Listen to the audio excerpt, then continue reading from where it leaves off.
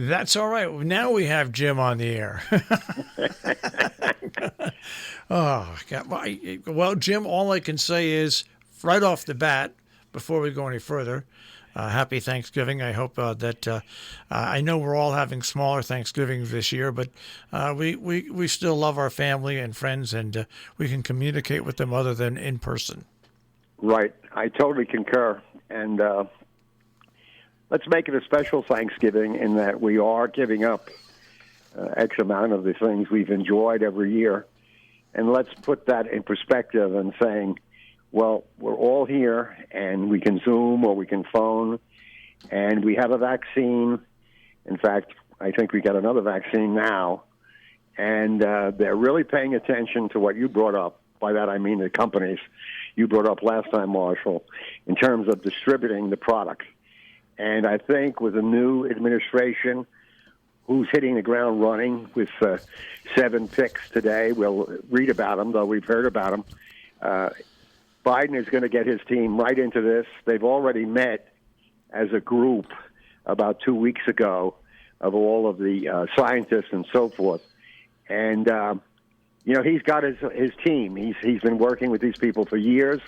They know him. He knows them. He knows what he needs, and they know what he needs. So I'm very, very hopeful that this vaccine now will get going, and next Thanksgiving we'll be able to rejoice in a special way that we survived the situation and came back in good film. It's very interesting. His cabinet, as it's forming together, is really showing the rainbow. Of course, you have the Vice President, Kamala Harris, but the Secretary of State is someone he knows well, Anthony Milliken. He has a Secretary of Homeland Security, and that is Alejandro Mayorkas. His Chief of Staff, Ron Klain. Also, the National Intelligence Director, Avril Haines, a female, first time that's happened. National Security Advisor, Jake Sullivan. And then Linda Thomas Greenfield is the UN ambassador.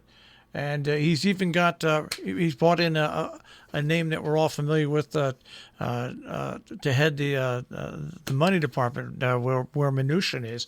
I think I know as an independent sitting here, I like what I see so far in the development of the cabinet, putting in, I know people are going to hate this, but lifetime people that have worked in the government and have an understanding about what these agencies all mean. No question about it. I guess the Democratic Party was absolutely correct when they selected Biden and then supported him, because nobody else who ran, even though they're wonderful people and great accomplishments, be it the senators or whatever, but he brings a certain confidence because he's had so much experience. He knows how the government runs at the federal level, at the vice presidential level, and therefore at the presidential level. So I think we should really take confidence in these picks and in him, and use that as a great Thanksgiving comment as you go through your day. Yeah, it's anybody knows I was a big supporter of Bernie Sanders, have been since 2016. But it told me a lot when Bernie dropped out very quickly this year once the pandemic hit. And I had no problems switching over to supporting Joe Biden. And it's not that I agree with everything that Joe Biden has in his platform. I just think we needed someone who once again could reconnect us to the rest of the world. It's really important that we have that connection, and it looks like we're starting to get that connection once again, which is so important. And now that finally, the transition process can begin in full, that they can hit the ground running. Thank God. You make a very valuable point. It's already been echoed by the people who run governments in Europe and Asia. Welcome back, America, was what the mayor of Paris said when it was announced that he won. And here's why it's so important. We don't need a lot of fans in the sense, oh, we love you, we love you. We do need to be part of the world economy, of the world's citizenship. We need to be together. The pandemic, if it shows you anything, it's that we cannot do things alone in a world which keeps growing and expanding and challenges keep happening. We need our allies. And when we did not basically step to the plate in January and February and say, okay, we're going to do it here. We're going to lead you all. Let's get it all together.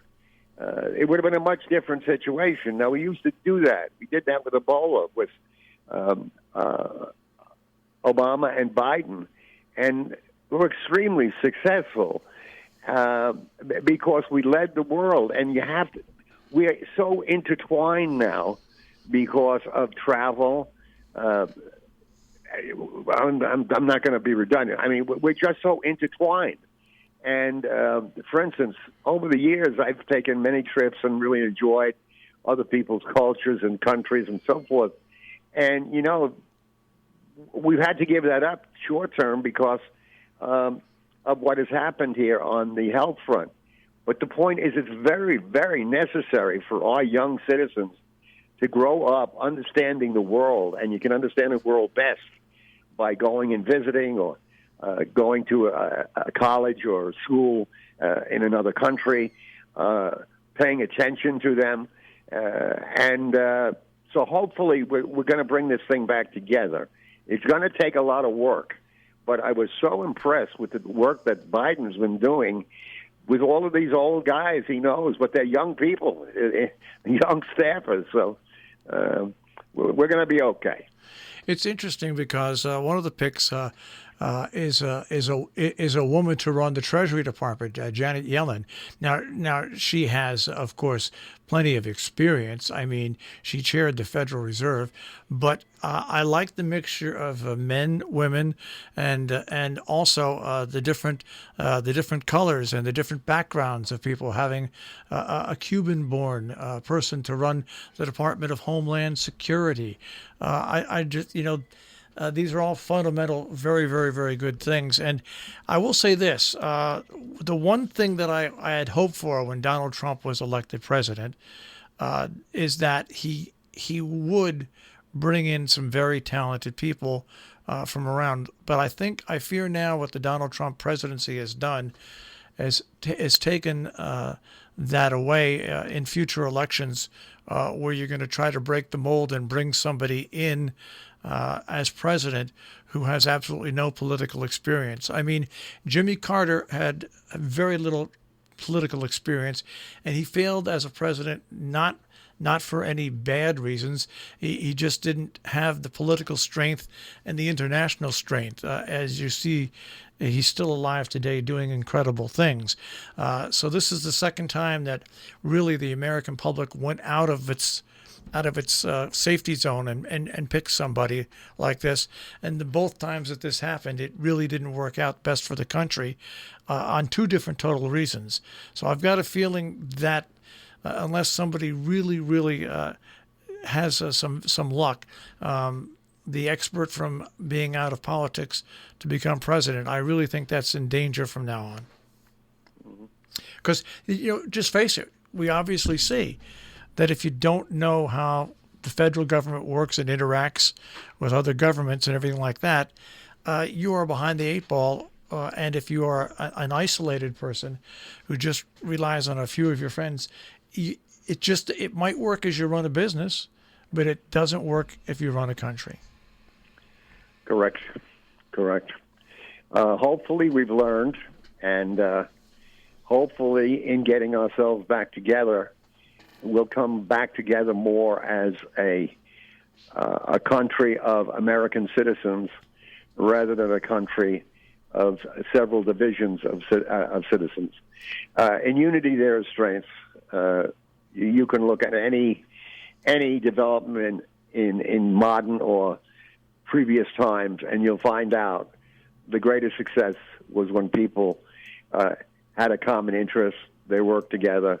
They were really willing to give and take. And hopefully we're on the precipice of doing that once again, because we used to do it so well. I remember many years ago living in New York State and watching the Republican senators and the Democratic senators working together. I mean, there was a collegiality because they represented the state of New York, a wonderful state. They were very proud of it. We have to return to that. We have to be proud of what we're doing and doing it for the common interest. Of course, the common interest is our interest. You cannot get away from that. If you're outside the group, if you want to be radical, if you want to be whatever, well, I guess that you won't. But it's not a very satisfying way to live in a democracy. I am a progressive Democrat. I always have been a progressive Democrat. I lean towards the extreme. There's no doubt about it. And I'm going to send this message out to all my friends who consider them progressive Democrats, who backed Bernie Sanders as an alternate candidate, and just give this message. Just be quiet about hoping that Joe Biden picks certain people for certain things. You have somebody who has experience in government now. Let him make his picks. Don't start demanding things of Joe Biden. This is a typical Democrat thing that Democrats like to eat themselves. And I just want the progressive wing of the Democratic Party to settle down, know that Bernie Sanders became a big supporter of Joe Biden and will work for probably 75 to 80% very hard of what Joe Biden has in his platform. And the other 20%, well, you know what? He can let that go because you've got somebody in the office now you can work with. So if you're a progressive and for some reason you're acting a little strange and you want to make certain demands on Joe Biden, now's not the time. I mean, they put together a very progressive platform to run for president. Not all of it that Joe Biden agrees with. So be happy with that, and we'll see where the country goes from here. Just, this man is preparing himself for the job that he has wanted his whole life. And let's see how he puts it together. And so far, I'm pretty impressed in what he's doing with the picks he has. And so, just give him a chance. So progressive, just sit back, relax, and enjoy the ride. No question about it. And I would second that, but I'd also add that the young people who won elective office in the last several years, women particularly, have been very, very, very, very significant in moving the party, getting rid of some of the inertia, and getting us back in the mainstream. They've done that. Now all I have to do is just work it. There's a time and a place for everything. Just changing the sun and the moon, it's not that time. But in a couple of years, as we're moving here, we'll get into more of what progressives want. But we need to plan it. We need to work it. We need to really know exactly what we want to do. We need to know the nuts and bolts of things. Saying that, I want this, that, and the other thing, unless you have a plan, unless you have people, unless you have supporters, unless you have depth, you're not going to solve it, and you just would create a lot of havoc. We do not need havoc right now. We need, firstly, the Democratic Party coming completely together for the benefit of the American people. And secondly, we need the party to come together for the benefit of every American in this country. And I think Biden is showing his exactly where he is, where he's coming from in terms of this diversity in the cabinet. He's addressing situations that need to be addressed by hiring very competent people who are knowledgeable in these situations that have become very, very unsavory, for instance, with the immigrants and so forth. But, I repeat again, and I repeat it forever, this is a country of immigrants. What has made us so strong is that we kept taking in people, gave them a chance, Many of them rose to be very good at what they do. Others were very good, and we built something out of it. We have to remember our history, and I would hope that young people now who have time on their hands might want to pick up some history books on the internet and start studying things like the Constitution, the Declaration of Rights. Start studying what fascism was or is, communism was or is. Get a handle on things so that somebody just doesn't blurt out, "Oh, it's fascist," and you don't even know what the hell they're talking about. You need to get the knowledge that we have to offer to the young people of this country. The young people are going to take us. 20 years from now, we'll be both playing Parcheesi, but we need help, and the way we do it is to open up and let people flow who have good ideas and want the best for the country. You know, it's so true, and as you look at the coming transition on January 20th, and you look at all the problems that face the incoming administration, and I also want people to calm down. Let's get past this vote in Georgia, and here's what I'm hoping. I'm hoping that eventually Joe Biden will have the type of relationship with Mitch McConnell that the Democrats' leader, Tip O'Neill, had with Ronald Reagan. They were friends. They were political enemies, but they were friends, and they managed to negotiate. And Mitch McConnell, I know it's a name that angers a lot of Democrats, but Mitch McConnell and Joe Biden were friends and have been friends.